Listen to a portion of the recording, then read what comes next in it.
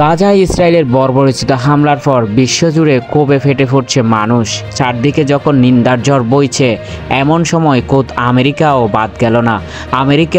আমেরিকার প্রেসিডেন্ট ট্রাম্পের সম্পদ ট্রাম্প টাওয়ারের সামনে হাজার হাজার মানুষ বিক্ষোভে ফেটে পড়ে। আরও আশ্চর্যজনক বিষয় হচ্ছে, খোদ ইসরায়েলে বিক্ষোভে ফেটে পড়ছে মানুষ। জেরুজালেমে নেতানিয়াহুর বাসার সামনে হয়েছে বিক্ষোভ। দুই দেশের বিক্ষোভকারীদের মূল অভিযোগ ছিল সন্ত্রাসী ইসরায়েলকে সমর্থন দেওয়ায় একদিকে ট্রাম্পকে যেমন ধিক্কার জানিয়েছে, তেমনই জানানো হয়েছে ধিক্কার নেতানিয়াহুকে। বিক্ষোভকারীরা আর বলেন, আমরা আপনাদের আহ্বান জানাচ্ছি, মুসলিম বিশ্ব রাস্তায় নেমে আসুন, ফিলিস্তিনিদের পাশে দাঁড়ান, আপনারা আপনাদের দায়িত্ব পালন করুন।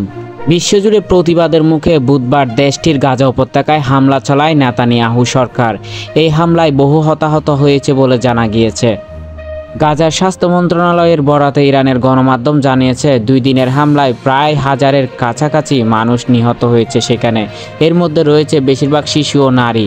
এদিকে আন্তর্জাতিক আইনের লঙ্ঘন করে ইসরায়েলি বাহিনী জাতিসংঘের এক ত্রাণকর্মীকেও সেই হামলায় হত্যা করে, যা রীতিমতো অস্বীকার করে নেতানিয়াহু সরকারের প্রশাসন। এত মানুষের প্রাণ নিয়েও শান্ত হচ্ছে না নেতানিয়াহু। তিনি জানিয়েছেন, এবার যা আলোচনা হবে যুদ্ধের মাধ্যমে হবে, যুদ্ধ তো মাত্র শুরু। অন্যদিকে আমেরিকা জানাচ্ছে, আলোচনা ও যুদ্ধ বন্ধের প্রস্তাব খুব ছোট হয়ে আসছে।